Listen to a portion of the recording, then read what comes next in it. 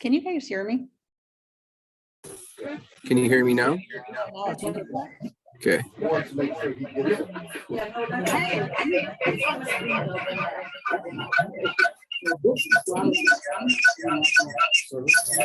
Can you hear me now? Okay.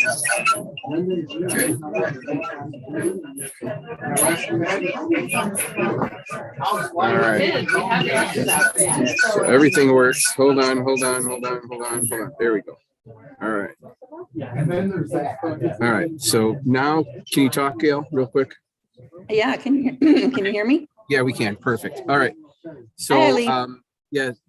So when you guys talk, you're going to be on the speakers. So I will stop that when it's, we're eating or something like that. But for now, we'll get started in, 1 minute. Okay, maybe quicker. Okay, have a good meeting. All righty.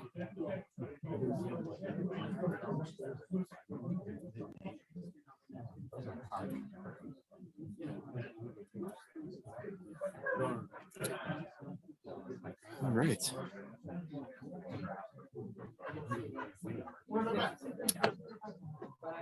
And it looks like we don't have a speaker here, do we? Good. We need a break anyway.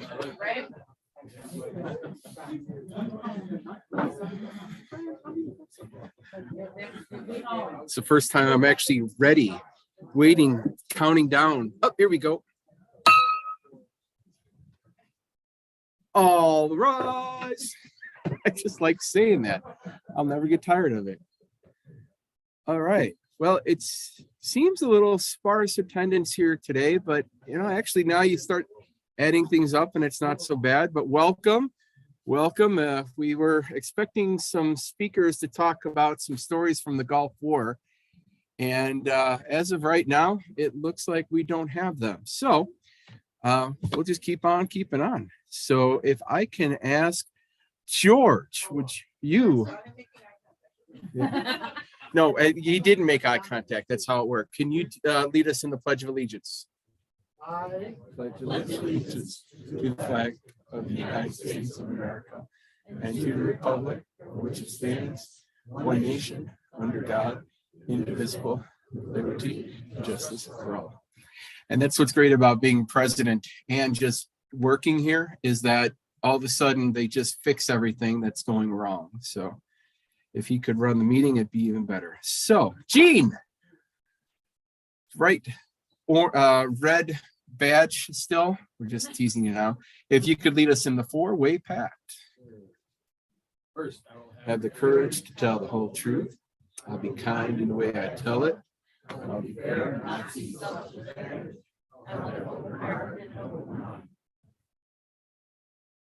Cool. It's bad enough to hear my voice. You don't need to hear it twice in feedback. And Jack Lucas, if you'd like to step forward and give us an invocation. Think of our heads. Dear God, we give thanks for this day and for the guests that are with us. We ask a blessing on the Rotarians here and around the world and the projects that they're involved with. Bless this food and this meeting to our use. We ask this in your name. Amen. Amen. Go ahead and take your seats.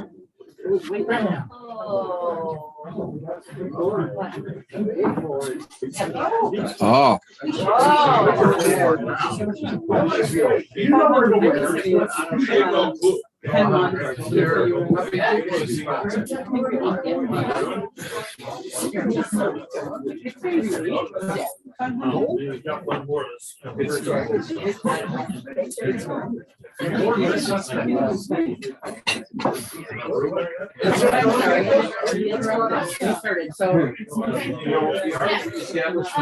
Relationship with the Boy Scouts.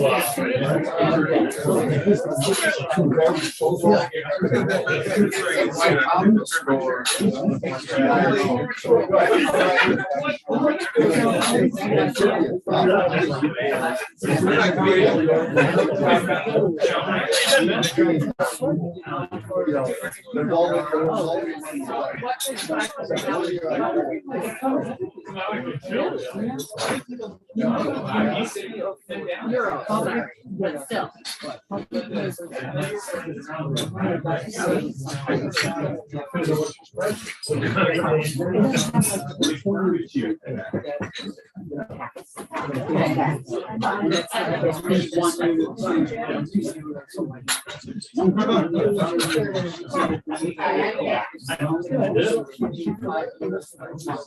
Which covers the food too.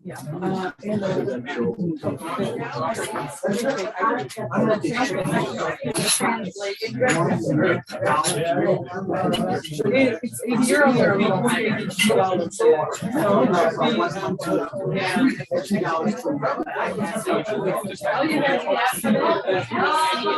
because I know it's more.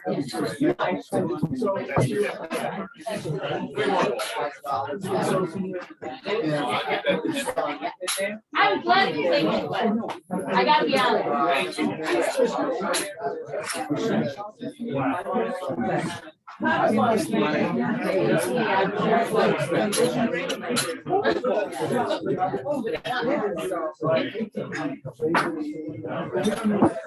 What you say, team?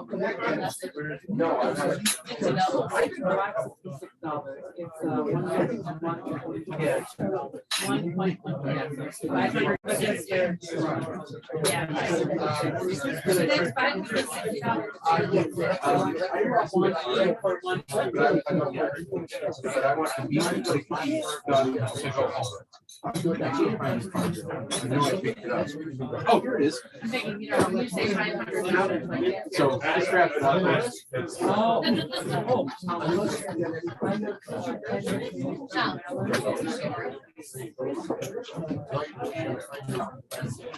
Oh, sir.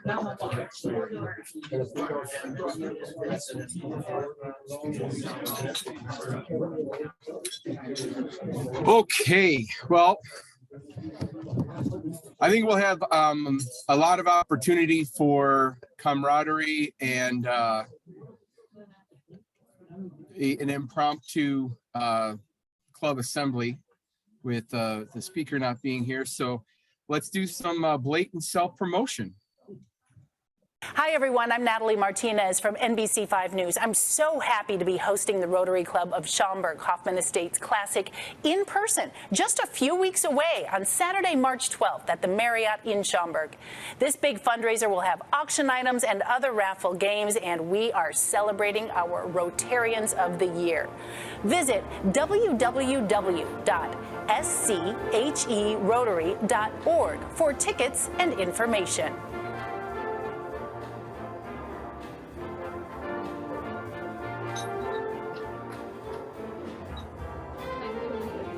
The band that I'm using for all of the different things is actually the NIU Jazz Band, because I don't want it to be taken off for copyright purposes. So that is my son playing tenor sax on that. So the NIU Jazz Band being featured all So yes, we've got the classic coming up. You'll get some more announcements later. The biggest key here is that there's going to be lots and lots of promotion on social medias. And the most popular social media right now is Facebook with people our age. So feel free to share, not just liking is good, but sharing is better. Hit the share button. You don't have to say anything unless you want to.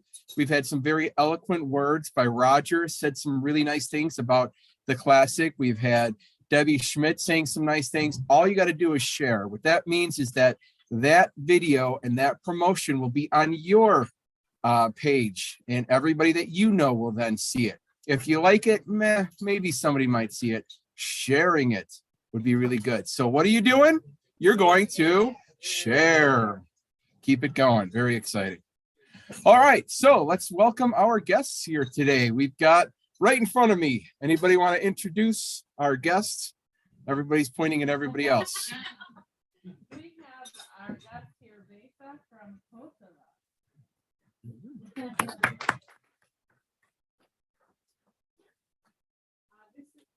so much for the honor of me being here. This is my third time that I'm here. I had a presentation done for Rotary in Kosovo. And today I'm actually Mike's and Jack's guest. I was visiting Rotary Club of Elk Grove Village yesterday, and here I am today. I was off from work, and really every time I come here, I'm so motivated for everything that you guys do. I just wish really from my side, where I come from, what you've done to the world. So thank you. God bless you all. Thank you. And that was the godfather of Rotary that helped to come over. With nobody here. Over there, we're all smiling, happy Rotarians. Hey, look at that. Bill, as much as you think you're part of this club, you're not yet. So anybody want to introduce? You guys will have an opportunity to promote your thing later, but just anybody want to introduce the what's their names from that other club in Schaumburg, the whatever thing is? I am Tom Cunningham with the Schaumburg AM Rotary Club. Tim Gerhardt and Bill Payton. We're going to talk a little bit about a fundraiser that we have coming up as well, right after yours. So we'll talk about that later. Very cool. And don't worry, guys, they paid me directly for that promotion, so they'll be promoting it in a bit. All right, we do have the foundation information of the week. The actual first Rotary meeting was held on February 23rd, 1905, and so that designation has become World Understanding and Peace Day for February 23rd. I think we're meeting that day, aren't we? Is that the 23rd? Somebody do the math. What day is today? No, it's a Wednesday. It's next Wednesday. All right. So on the 23rd, we will have a very cool post, I'm sure, on World Understanding Peace Day. And now we've got Happy Dollars. This one is being sponsored by Bonnie. No, we're not going to sponsor. Bonnie's not sponsoring it today, so I have to give her money back to go first here. But I have, I could start this out. We got to have some Happy Dollars here today. Wonderful Super Bowl party that we had, and I know I'm stealing it, but it was, and we wanted to thank Wes for all of that. And Wes isn't here, but is he online? I should check this stuff. Stop sharing. Nope, just Eileen and Gail. Sorry, guys, I forgot to even say that you guys were there. So there they are. Say hi, everybody. Eileen. Hey, everybody. Woo. All right, so Happy Dollars. Anybody online have Happy Dollars? No, just blank stares. All right, so I'll start real quick. West had a wonderful party. The wrong team won. They actually started following the rules of officiating in the last 30 seconds instead of the whole game. I said they let them play. They let them play the whole game until the end. I'm not saying it was fixed. I'm just saying that they picked a funny time to actually start enforcing the rules of football. anyway, it was a great time.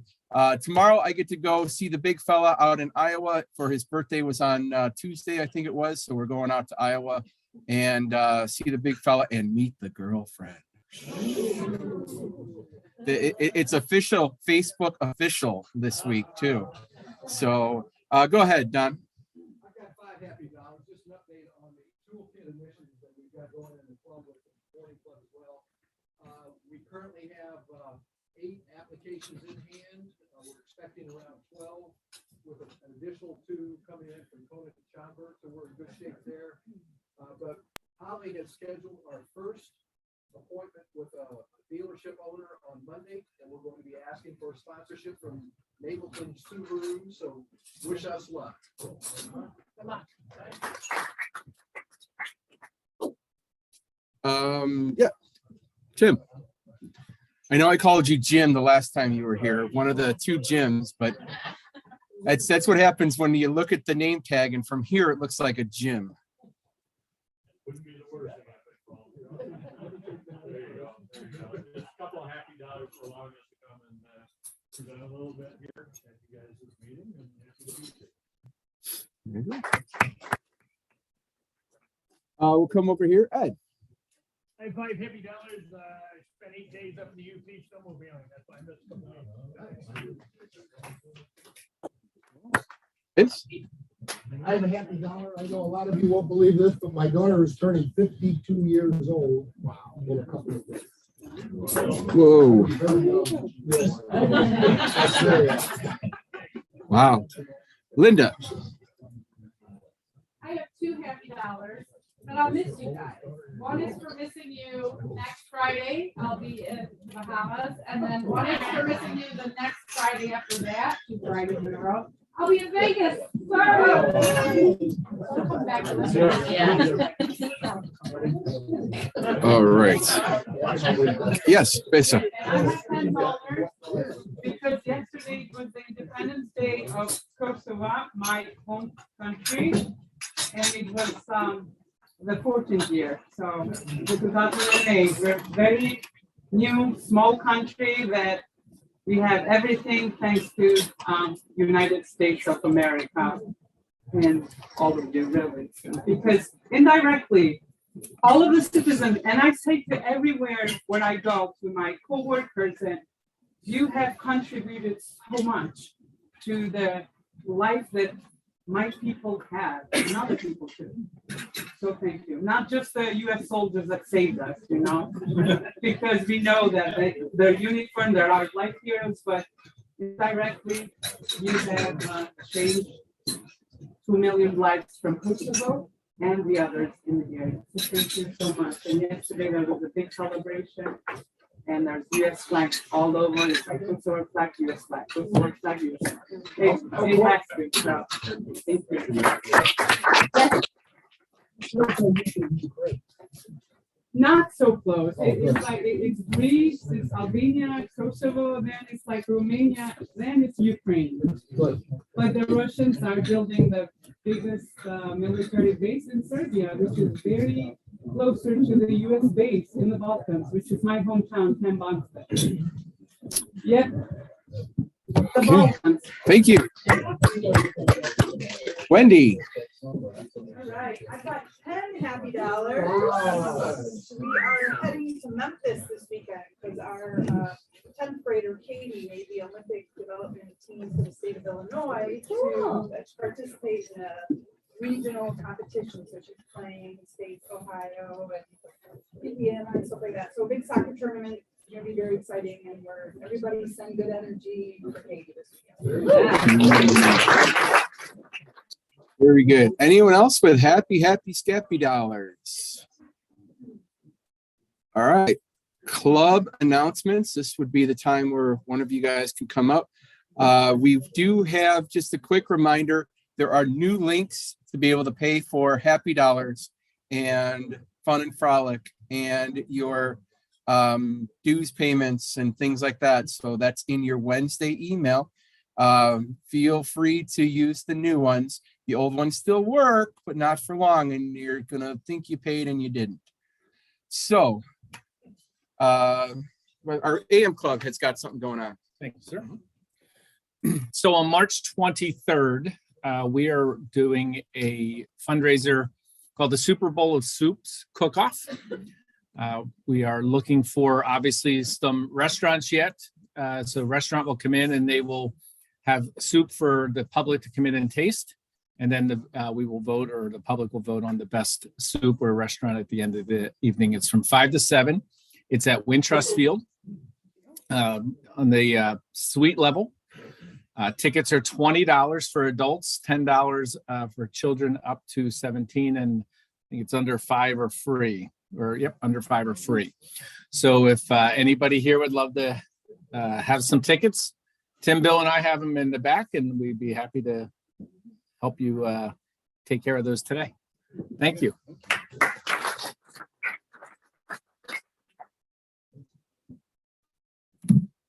How many more weeks until the Classic? Who knows? Very good. We still need wine. I am asking everybody to please bring in bottles of wine. And since Linda's not going to be around because she's going to go out and have some fun, Jean's got to take all the wine in. That could be as many as 100 bottles, right, Jean? 110. Okay. We also need silent auction prizes. And of course, we need people to come to the event, buy dinner tickets, buy raffle tickets, and help out Barry. Let them know who you are bringing to the Classic so that you get a proper seat. Okay? How many is coming to the Classic? Raise your hand. That's pretty good. Okay. Oh, we have more tickets to the left of me, or your right. Yes. Any wine that's anything over $20. Yeah. White, red is fine. Yes. Right. No. She'll take care of it. Right. And if you want to donate some Mad Dog or some Boone's Farm, that just goes directly to me. Oh, wow.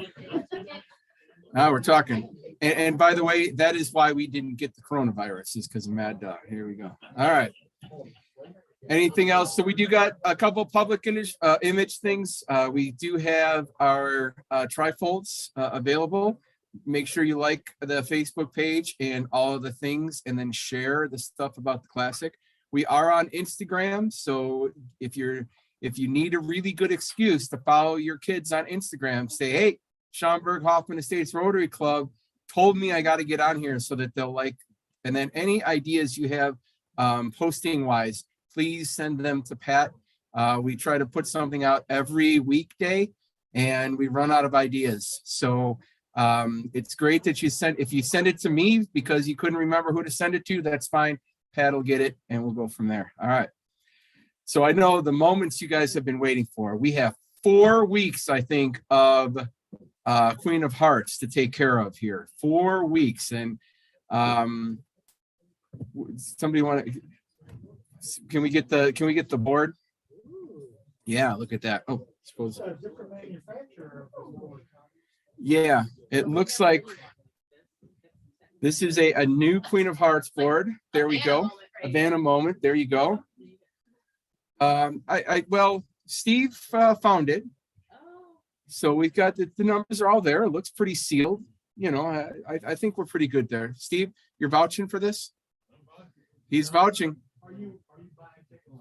Oh, he's on there every week.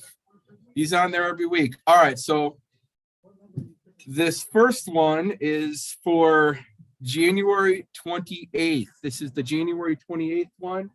And here we go. And we got audio.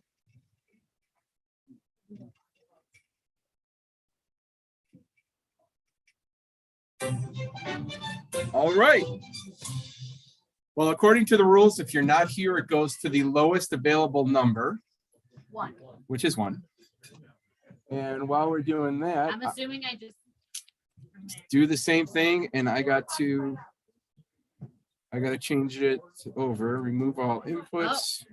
6 of hearts. but it's stuck on there. Stuck on you. Got a feeling down deep, so that I just can't lose. I mean, 6 of hearts, but it's hard to get it all. All right, 6 of hearts. So he's not winning that one. All right, so we're going to the next week that we missed. Where is it? Input, new names, paste. You guys are witnessing what my office is like, me talking through copying and pasting. All right, so this is for February 4th. February 4th, the week of February 4th. Here we go.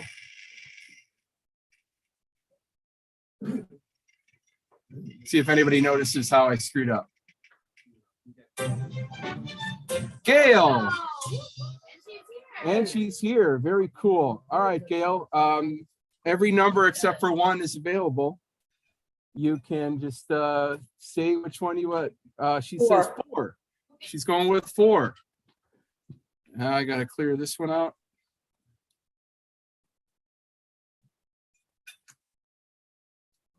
Three of hearts.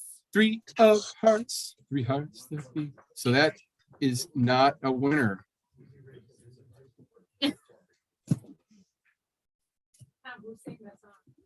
3 of hearts, but it's actually 2 of hearts.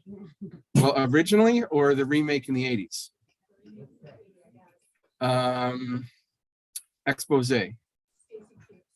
Susie Q's. Yeah, I almost had it. All right, let's put in the next one. This one is a little bit less because you all gave up on me that 3rd week.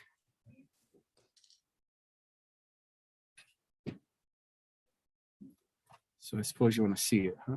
All right, here we go.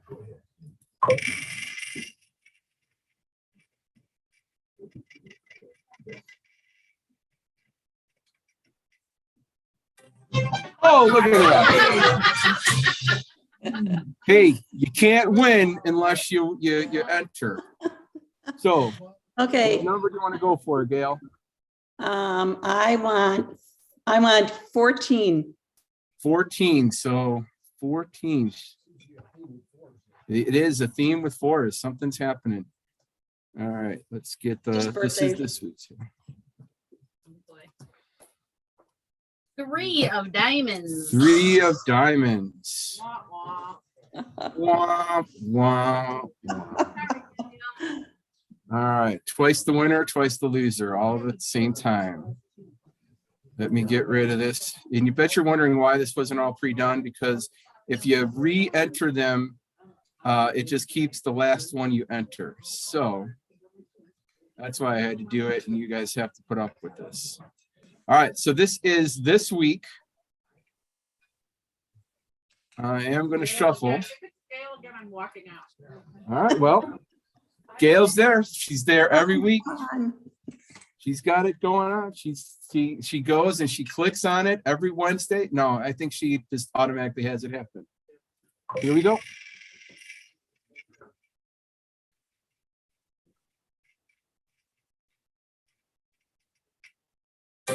Oh, and Daryl is normally online, but he gets to choose number 2. This one seems to be a little bit easier to cut. 10 of hearts. 10 of hearts. All right. So was it worth the wait? Woo! All right, I was trying. I'm sorry about that. I actually thought I ordered it a long time ago and I didn't, but thank you to Steve Lamp, who has donated this, and I think another one too. And I'm sure glad he had his grandkids, make it for us.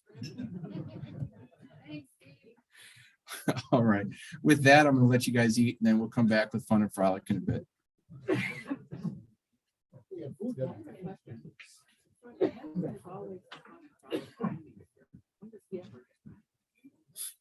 That's. And then Gail and I can chat. Oh yeah, thank you. Forgot about you guys. Thanks. Hold on a second, guys. Thanks, Tom.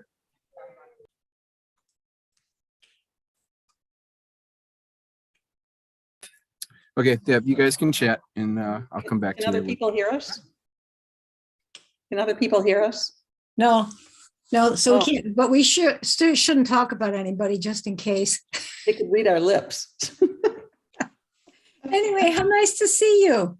Ah, nice to see you too. You have a sweater on. It must be cold, huh? Well, I'm down in my office and then sitting down, it's a little cooler, so I thought, oh, I better have something on. Yeah. I've lost quite a bit of weight. And so it takes a lot more to get me warm. You look great though. I mean, I saw you last time you were in Rotary and yeah, you did look thin, but you look like, have you gained some of it back? Because you look. No, I've at least stabilized. I'm not losing weight anymore, which is good. And Yeah. so I'm hoping that actually I will start putting on a few pounds. That's the goal because I'm a lot lighter than I normally am. And anyway, you look marvelous. I love your top. I have one something like that. Oh, would have been funny if I'd worn it today. I love the animal prints anyway. Yeah, Is I it do long too. sleeve or short? It's short sleeve. Oh, it's a short sleeve. Well, yeah, you're at 80 degrees. Yeah, and it's nice out here today. It looks kind of overcast, but it's nice out. Well, I was mentioning in the chat, several of my neighbors that used to buy tickets from me have moved to Florida. Oh, I know. My immediate next door neighbor, sometimes he'd buy 2 or 3. really? Yeah. And they left 17 years. He was 2 of my 17-year neighbors left within a week of each other to move to Florida. Oh my gosh. One's in Naples and one's further north. You're further north, right near, they're in Venice. The other folks are in Venice. Oh, and that's very close to us. It's about 45 minutes north of us. And that's an area that I am, interested in taking a look at sometime, just to spend some time down there. Because we'll probably come down and visit at some point. But yeah, I love Venice. It's my in-laws. Yeah, well, it's getting very crowded because people don't want to go to Fort Myers and Cape Coral and Naples and Port Charlotte. They go up to Venice now, so it's getting pretty crowded up there as well. Well, I have, like I said, those 2 neighbors left, and then my other immediate neighbor who always bought at least 1 or 2. He is now in assisted living. We're hoping he's going to get to come home. Wow. But he's not doing well. And I'm just so hesitant to ask his wife right now, oh, would you buy this ticket? Sometimes you just have to back off. And they were always good for at least 1. And so it's kind of weird. And I'm not out and about that much yet. Right. I hurt my knee right after Christmas. Well, that's what you were telling me. Yeah. I have never had a knee injury before. Have you ever had one? No. Oh, and it's my right knee, which means I can't drive. Oh, no. Yeah. And it's really, me, I move fast like you. No, we don't let grass grow under our feet. You and I are usually pretty much on the move. And this has really slowed me down. And are you going to have a total knee replacement? No, it was tendons. The tendons. Okay. These that wrap kind of to the side. So hopefully it's going to heal. I've been doing PT. I'm still in PT, will be for a while, but I have to tell you, it's real. I can't imagine people that go through trying to, a really damaged knee. But this has been a challenge. And one of the side challenges is, I've always done yoga. Well, I can't do any of my other stuff because of the knee. No.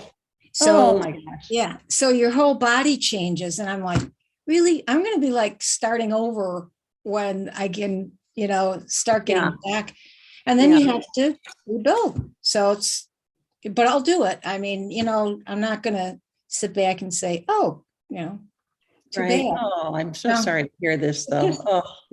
But that's why one of the things that I learned from the person I'm doing therapy with, and it's really a good thing to know, is if you're doing exercises and things, you want to make sure that the right muscles are built first. And I had a fall this summer, didn't realize that fall probably set the stage for this. Oh, no. Yeah. So I'm used, I'm one of those people though, that I know how to fall because I've done it enough, you know. Yeah, right. But it's just kind of, that's me. My mom used to tease me when I was little. She'd say, Eileen, if there was a hair on the floor, you'd fall over. But for somebody who has good balance, it's kind of weird. Yeah. Oh, my. You're not going to be up for the classic then, huh? No, because I'm coming up for my granddaughter's birthday, and the classic is the next weekend, actually. Yeah. And when Rosemary did the classic, I did stay for the whole week, you know, and I went to 2 things. But I got to tell you, Eileen, the first week in March is one of the prettiest weeks down here. Yeah. And I just don't want to give up a whole week in March in Chicago to go to the classic. So there's spring down there. It's beautiful down there. It I really know. is. I like late February and early March. Right. And so I'm just gonna come in for the weekend and then I'm going back home. Why not? You know, and plane tickets are expensive. So if I need to come in, I'm not going to come in twice. I'm not going to go home and then come back. But you support the classic so much, Gail. And that's, you know, there are people that show up that don't support it. They just come for the dinner and they don't do the kind of stuff you do to make it happen. But it seems like this year, you know, like you and I are both Rotarians of the year, and I'd like to go and see how they're going to be honoring the Rotarians. I mean, it sounds like a nice event. They're really putting a lot of effort in. I think it's going to be dynamite. And I liked what they did last year, though. I thought it was so clever and so smart, and it worked. And we didn't have overhead. And they made just as much money as what they, you know, when people come. Even more. Our profit margins were 80%.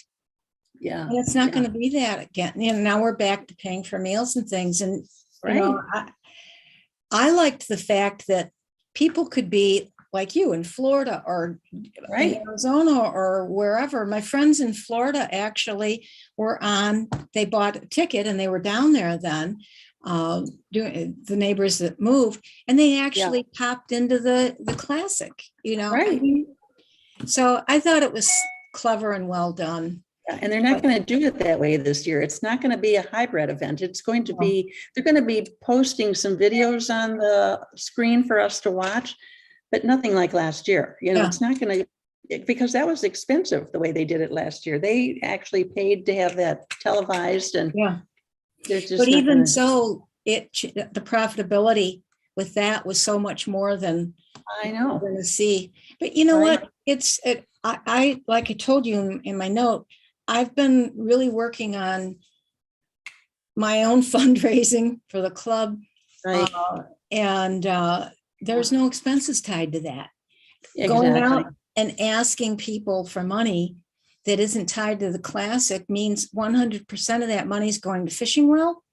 And then the other 100% is going to go into the toolkits for the high school. I got someone to donate a $10,000 matching challenge for the toolkits. Oh, wonderful. Oh my gosh. And so we got that at that meeting. Okay, guys online, our speaker did show up, so we're going to cut things a little bit short here. Good talking to you, Gail. Bye. Oh, wait, I can't hear you. All right, now we can hear you. Okay. And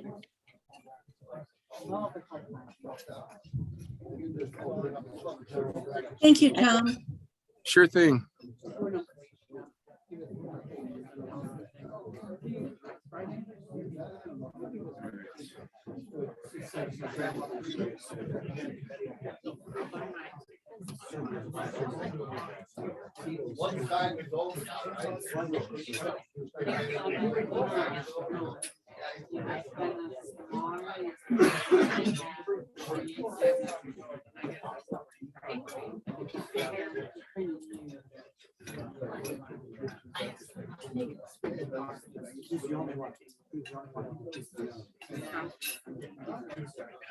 Okay. All right, we did have our speakers are here. They're waiting for one more, but they're planning to go on right at regular time at 1 o'clock. We do have our fun and frolic, happy, scappy fine master today. It is not Alan Gabe, everybody all at once. But you gotta give me at least, let me get some element of surprise here. Alan called all kinds of people and we ended up having Roger. Here we go.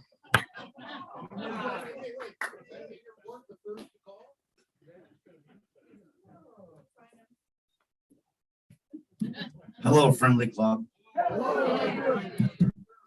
So like, unlike Alan, where sometimes he goes deep, I just try to go wide. So my goal today is to get all of you.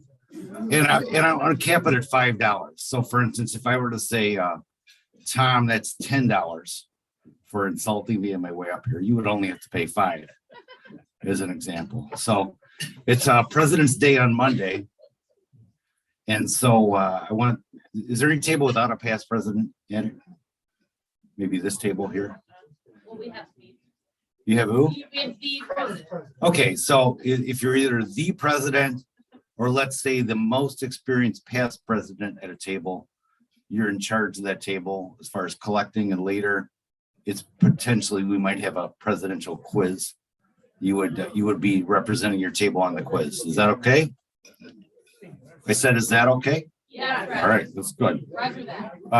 If you're not wearing your pen or your name badge or you were late, that's $2.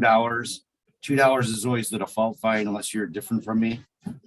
If you attended a Super Bowl party but not our party, that's $2.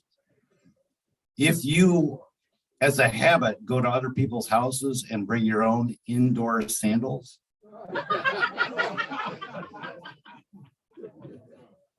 that's $2. You know who you are. If you're wearing a Looney Tunes shirt, we might think that's a message you're trying to send us.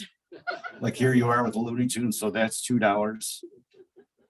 If you've ever, let's say not ever, but within the last 2 hours, criticized my handwriting. Yeah, that's you. Yeah, it's $2. If you don't have any guests at your table, $2. Hey, Besa, I know we don't typically find guests.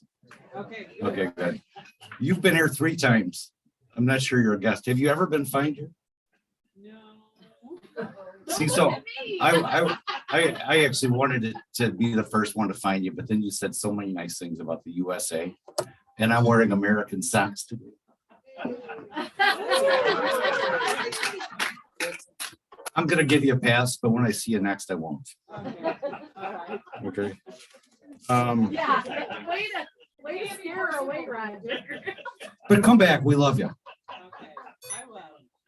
Linda, so I'm not finding you because you're going to the Bahamas, you're going to Vegas. I'm signing you because the way you put it out there, you know what I'm saying? It was sort of like, is it kind in the way you tell it? I didn't really think it was. And also I would just say, just sort of, I mean, Las Vegas, Sin City, right? And in the 7 deadly sins, and it just seemed gluttony came on. So $2 for being gluttonous. I was going to find Gail, but I decided not to. I mean, she paid fair and square and she got picked fair and square. She lost twice, fair and square. So I was good with that. So now we're going to do my quiz. This is an Abraham Lincoln quiz. So, you know, it's President's Day, but he's Land of Lincoln. We're all from Land of Lincoln. We all should know a lot. So, okay, bad boys table. Who is the most experienced past president at the table? Okay, so you represent the table, Ed. I have 10 questions here, and you get to pick which number you want. Which number do you want? The choices are 1 through 10. 7, okay.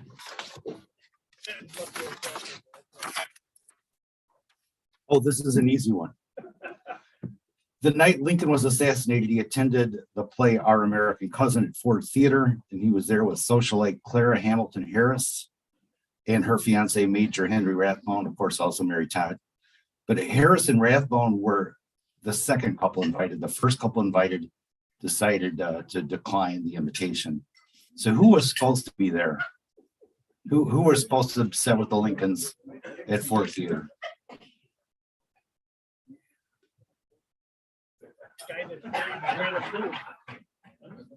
Well, he was one of them.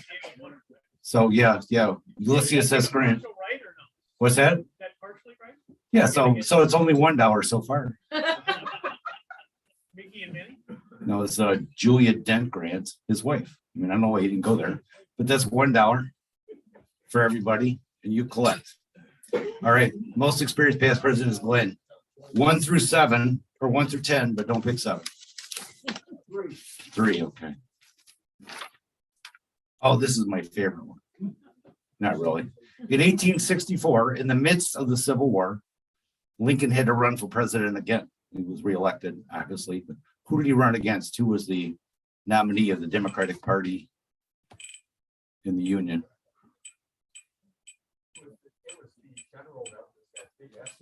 Yeah, help me out with a name though. What's his first name?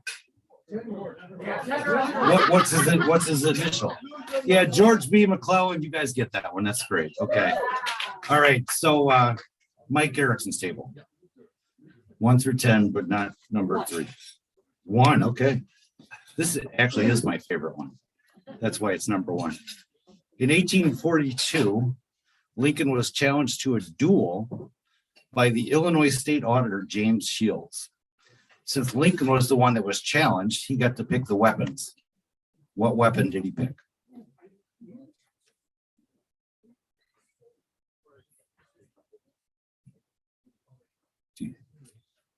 Do you have an answer? An axe. Good guess. Broadswords. Broadswords, and actually he was very strong, and James Shields was really short. He was 5'9", I'm 5'8", and he took the broadsword and like sliced a big branch off a tree, and then turned around and looked at the guy, and the guy goes, "I'm good."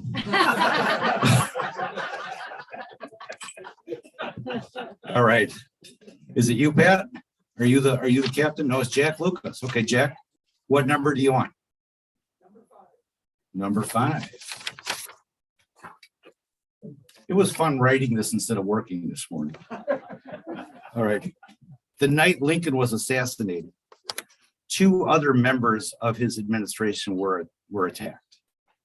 What were their position and what was their name?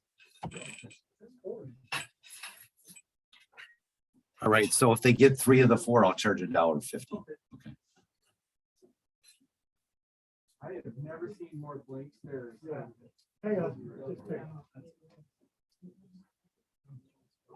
All right, I'm gonna have to call time.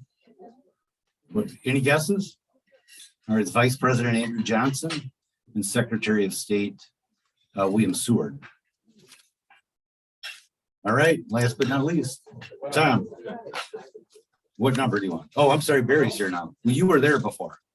Oh, no, I moved over here because I was hoping to find just you. I know you were. That's why I came over here. Very quite contrary. By the time you were getting to the end of these. Just pick a damn number. 10. Pick a number. Number 10? Okay. Lincoln loved to read. Name 1 of his 4 favorite books.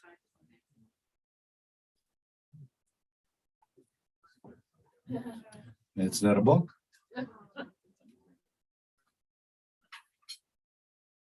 So I'll give you a hint. They had to have been written before 1865. And the Bible's not one. I already guessed that one. Give up? Okay, with Aesop's Fables, Pilgrim's Progress, Robinson Crusoe, and the life and memorable actions of one George Washington. All right, till next time, guys. All right.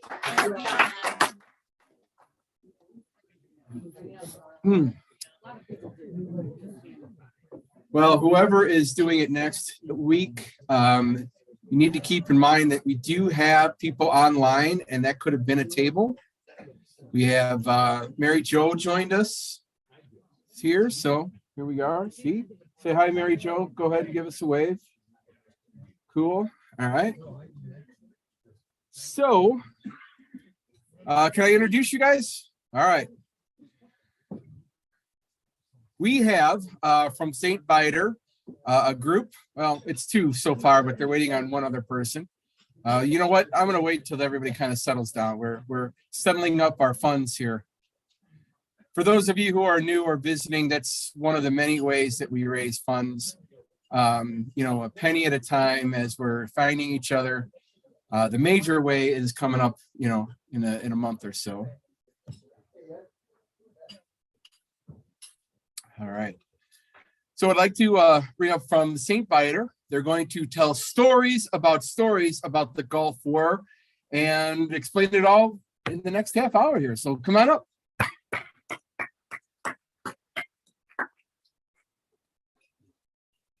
Got two cameras on you. Okay. Work our way up here. Yep, anywhere you want.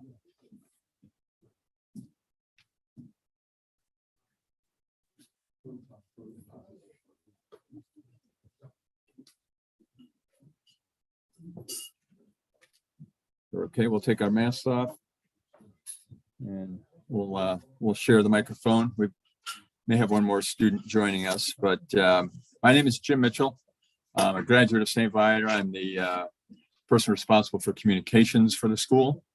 And about 10 years ago, in another life I was in, my work at the school is just a part-time thing. I do a number of other things in the area. I had a client, a local bank, who wanted to do a school project for local veterans. So we contacted St. Viator at that point and put together a group of students who then interviewed local World War II veterans, and they published a book of all those stories. Since that time, every few years we get together and new groups of students have written books on Korean War veterans, and then Vietnam veterans. And this past year, we put together a book, War on Terror, in which, again, another group of students collected stories of local veterans who served in the Middle East in the last decade or two. So we'll talk about the book today. We'll take your questions and try and give you a little bit of background on the book. But first, I'm going to have Camille come up and introduce herself. Thank you, Mr. Mitchell. Hello, my name is Camille Martinez. I'm a senior at St. Viator right now, and I helped with this book by interviewing Rich Olenichuk, who is currently living in Arlington Heights right now. And with that, I can introduce the other student here, Ricky Anesi. Sorry, guys. All right. So we'll let him catch his breath here. This is the guy that knows how to make an entrance. Yeah. He waits till it's his turn. So Rick, come up, say hello, and then we'll kind of get things started. Hello, everyone. I'm Ricky Anesi. I also helped write the book War on Terror. I interviewed Kurt Harris from the War on Terror campaign. Thank you. So are we okay if I take this out and we kind of pass it around a little bit so I can work? If I make noise here. Yeah. So funny because it's so easy to come off when I touch it, but then when you actually want to take it off, I just want to make sure we're going to have any feedback. And so you guys come on and step up here. So the book, we do have a few copies available, and they're at the Arlington Heights Library as well as the entire collection. But again, what took place is we worked with a local veterans group to find veterans who were willing to sit and talk and tell their stories. And then we had students, these students who did this, it was all volunteer time. This is not part of a class. They chose to do this as an extra project. And then they reached out, established connections with the veteran, and did a series of interviews. And we'll talk to Camille and Ricky about that and find out about their experiences. And then wrote stories. We had a group of past faculty members who helped edit it, and then a group who funded the publishing of the book. As we've gone through the series over the years, World War II veterans, when we first started, we had an event like this, and the writers and veterans came, and families and family members of the veterans said it was really the first time they'd ever heard these stories. That the people from World War II, their parents, grandparents had never really shared the stories before.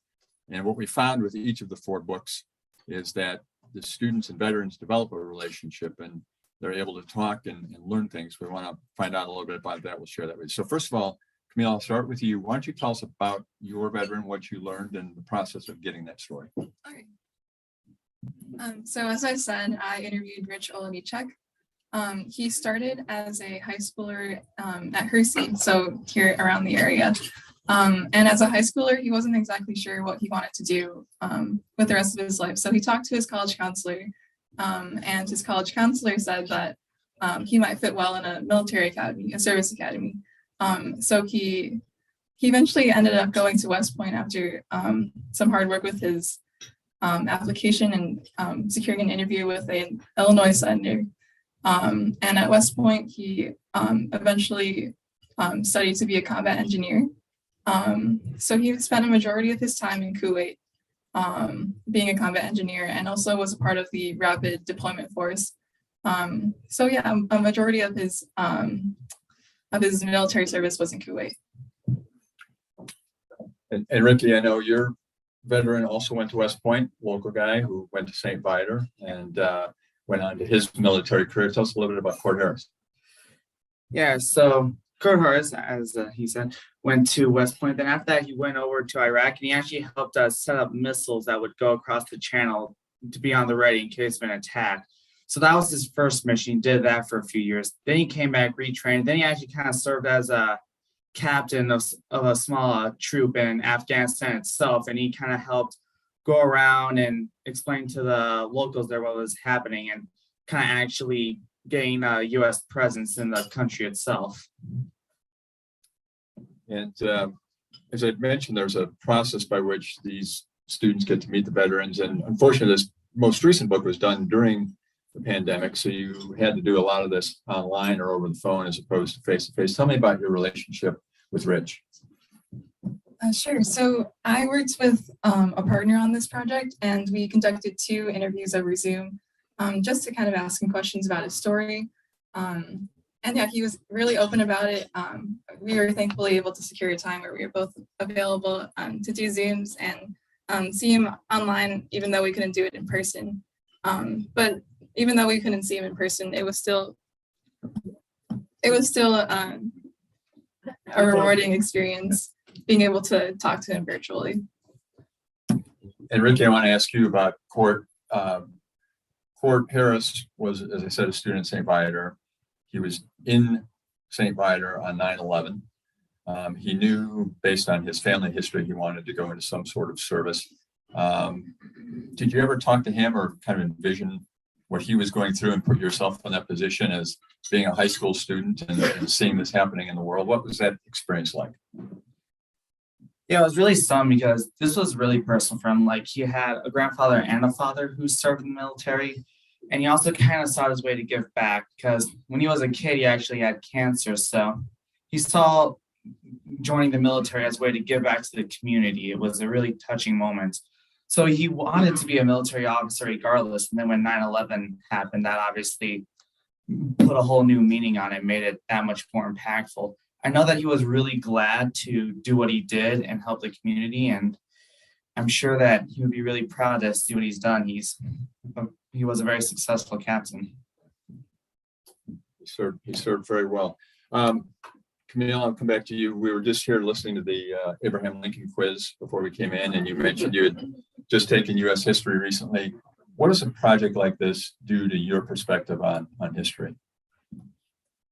I think this project really made history relatable because I was actually able to hear real stories about the Persian Gulf War. We learned about the war in AP US history, and it gave me a tangible way to connect what I was studying to an actual person's experience, going like day-to-day life in Kuwait and how he worked with allies in Kuwait. It kind of rewarded my studying experience of US history. And Ricky, let's get one more from you, and then we'll open up some questions if you have them. Same kind of thing. You've obviously 4 years of Viters, you work really hard, a lot of classes, a lot of study. This is a different way of studying and learning. What do you think of the experience? I think it's a much better way to do it. When you go through a history textbook, they tend to portray, historical events just as things that happen. It's kind of deprived of emotion. So actually hearing someone talk about it, hearing someone describe the little details about it, it really makes it that much more impactful. There's also the fact that a lot of history classes, they kind of end at the Vietnam War, and their significance, at least to the current day, dwindles just a little bit. But with this being so recent, like we still see a lot of the effects of the war on terror today. So it was kind of more fulfilling to see how the world we grew up in was formed, or what's impacting it right now at the moment. So keep in mind, I'd ask you then, when you read about things happening today, do you have a different view on the news when you hear stories? Yeah, I would say so. Because, it's just when you're over here and not really in the action, it's kind of easy to feel kind of despondent from it, like you're not really a part of it. But hearing someone talk about it, you kind of realize that there are real people fighting this and they're going through a struggle with it. And you kind of see some of the hard work that people on the other side of the world are doing for you. And it makes you much more appreciative of the work that people are doing. Want to take a break? Anyone here have some questions? This being a volunteer project, what motivated each of you to kind of step up and want to do this in the first place? I can start. So initially, I wasn't exactly like connected with military work, but I saw the project as a way to improve my writing skills, because I enjoy writing. But I found the project to be so much more rewarding than just like writing a story, because learning about Rich's experience was really interesting, because I saw or realized how like a soldier has many difficulties and he went through a lot, but he was able to see his work as like purposeful. And I thought that was really important as I try to discern like what I want to do with the rest of my life. Now, when we started this project, it was about November, the start of winter sports. I usually swim during the winter, but because it was 2021 in the pandemic, swimming was canceled for those first 4 weeks. So I was kind of looking just for something to do in after school hours when this opportunity came along. And I thought it was just a really neat thing to do. I love the idea of being close and personal with a veteran, getting a first person account. I thought that the stories would be interesting. It was about a time period that isn't covered that often, that I've always been kind of interested in the back of my head. So I thought that, it was just a great way to fill in some extra time, try something new. I've never written a book before. This was my first time. So try something new with, given the current circumstances, kind of like trying to make lemonade out of lemons, And the nice thing is they can both, as they do their college applications, now say that they are published authors, which looks awfully good. So when you share your experience with other students, what is their reaction? The other students' reaction? take some pictures. They think it's fine. I mean, they aren't that into it as the rest of us, but I've had some kids ask about it and they think it's pretty cool that I had this opportunity. They say good for you, But yeah, honestly, I wouldn't say they're that interested in it, but they still said congratulations when the book got published. I have a similar answer. I think a lot of my peers thought it was kind of crazy that I was taking on an extra project to write an interview and take time out of my limited time to do this project, but I still thought it was rewarding, and I don't think that I realized like how important it is to see that, like, to hear people's real experiences about their military. So yeah, it was rewarding. I wonder, I'm sure both of you had preconceived notions about soldiers and war before you did the interview. What major things were different than you thought they would be after you did it? One thing that really surprised me was how the people of Afghanistan treated Captain Harris. I always thought they would be kind of more aggressive because, we were foreign troops in their country, but he surprised me by saying that they were extremely grateful for U.S. presence and that they were extremely welcoming. They helped soldiers whenever they arrived. So just kind of that idea of, them being hostile versus them being really friendly. That was a really cool thing to see. It also kind of just shows the friendliness of Afghanistan in general. You kind of think of it as like this hostile place, especially since the war on terror and since everyone portraying that country kind of like it's just full of terrorists. But this was an example of just them showing that they're just regular people, that they're nice people, that they are compassionate. So I thought that was really eye-opening for the, just in terms of the general populace of that area. I think what was really interesting was that Rich kind of defined what a soldier meant to him, and that changed my perspective on what a soldier is. So he talked a lot about how he was super close to his company at West Point, and he still keeps in touch with some of his classmates. And he also talked about how he really had to look out for his comrades, because as a part of like the rapid force deployment, they could be transported anywhere at any time, and their work had to be quick and efficient. So they really had to look out for each other, and they did a lot of deployment of bombs. So like people were bound to be lost. And I think like his guiding purpose was like, it was the mission. And he also talks about the like mental stressors, because like a soldier goes through a lot of mental stress with having to lose his comrades and being away from his family for an extended period of time and having to keep a bunch of his work secret from like his close family and friends. So that was really interesting to learn about how he coped with that and how he had to grow his mental toughness for that position. Yeah. Did either one of you talk to either of these veterans after we evacuated Afghanistan? And what are your thoughts on that? I actually haven't had the chance to meet up with them after that, because I think that the deadline for the book was December, right? That's when we had to finish writing it. And I believe the troops were evacuated like at the start of Joe Biden's term. So no, I haven't had the chance to think of his thoughts on that. If I were to guess, I think he'd be happy to see that ended. He was always kind of proud of the fact that we stepped in and did this. He never had any regrets of the occupation. Though I know it must be tough, especially because I'm sure a lot of his friends are over there, but I think he must be happy that they're coming home and that this chapter can kind of close.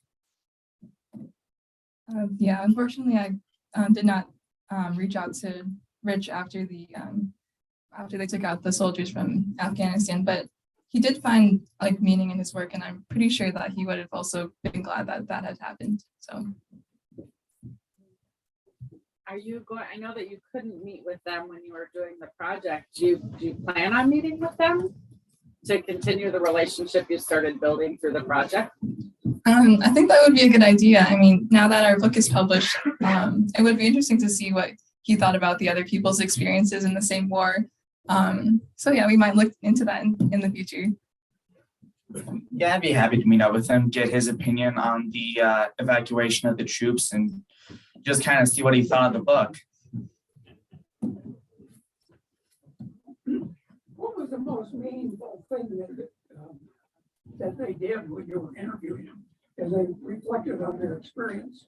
What was most meaningful about their experience? That's a tough question. I think the most meaningful aspect of it for Mr. Harris would be just how personal it was for him. I think he loved the idea of continuing a family legacy. He's a really proud patriot. He loved serving his country. So I think that idea of giving back, not any particular event, but just that he was helping the world, especially in such a troubling time when America needed strong men like him to carry the burden and assure everyone's safety. So I'm sure he has a deep sense of pride for that. I think what I talked about earlier might have been most meaningful to Rich when he established like really close relationships with his comrades and with his company at West Point.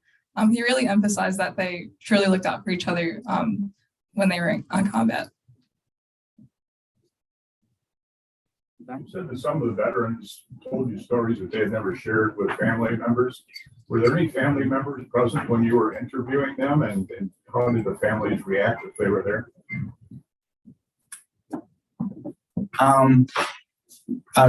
Captain Harris's family actually wasn't there when I interviewed him, though I know that a huge part of the reason why he eventually left the military was that he wanted to start a family. So I'm sure that with him, he kind of is grateful for the work that he's done. He kind of has a new appreciation for family life. And I'm sure that seeing like his kids grow up in a safer world makes it all the more worth it for him.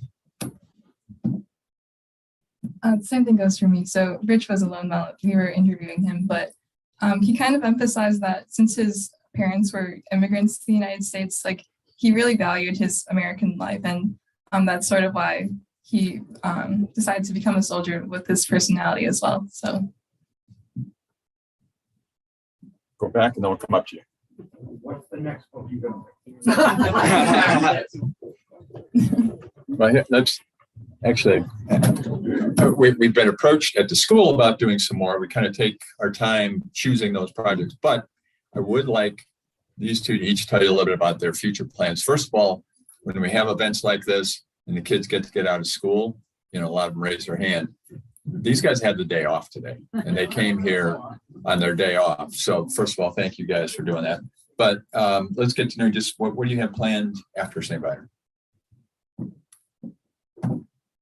Well, I actually plan on being a chemical engineer. I know that being an author doesn't really go towards that, but I love to go to Rose-Hulman in Indiana and study that. That's my plans after Viator. That isn't true. Being able to write as an engineer is very important. He's an engineer. I'm an engineer. And I've been published. Give it back. And he has a 6-year-old computer. Don't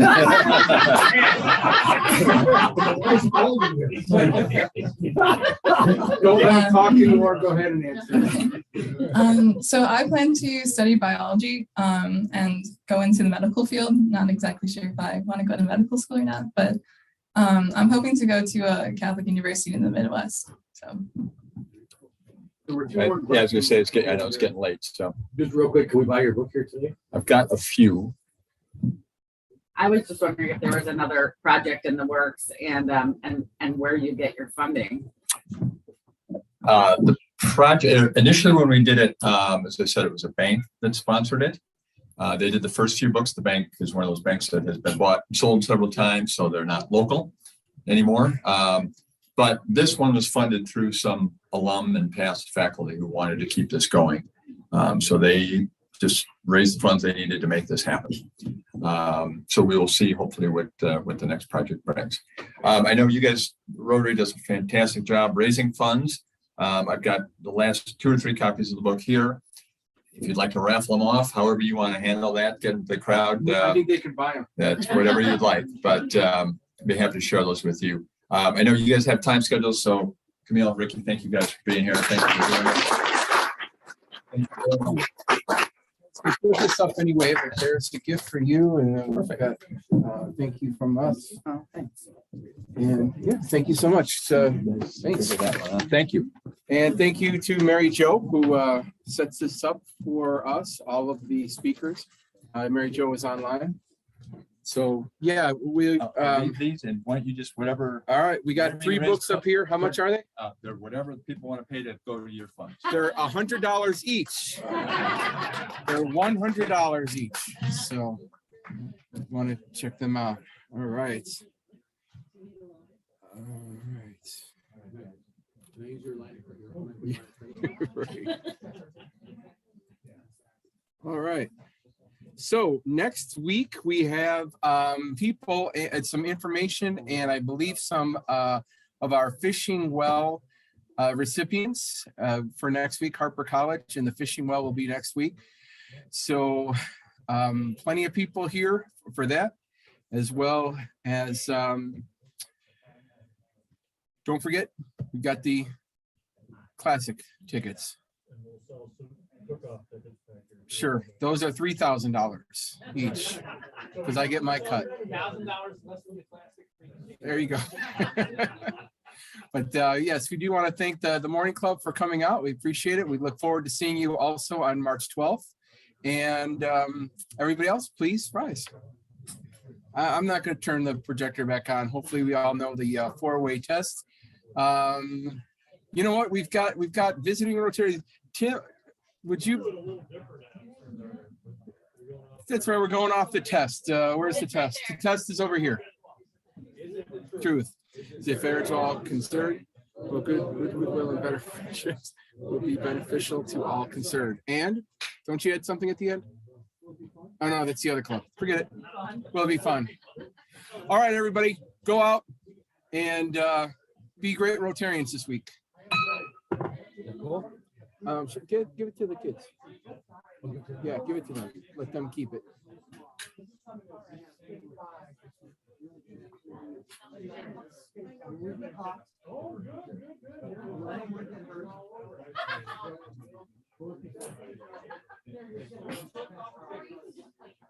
You can add that.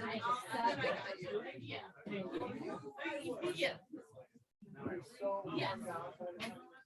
They'll have 6.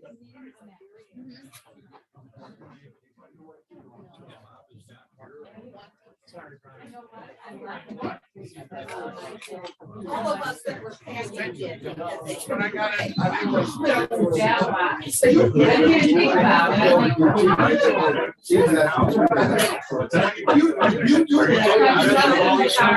didn't think about it. You should be impressed that you got it back. I left it in the car. If I hadn't, I would have forgotten. Oh, it is. I want to go. Do you want to go? You guys Wait. 23rd March. 23rd. Can I? When you pick it up? Well, March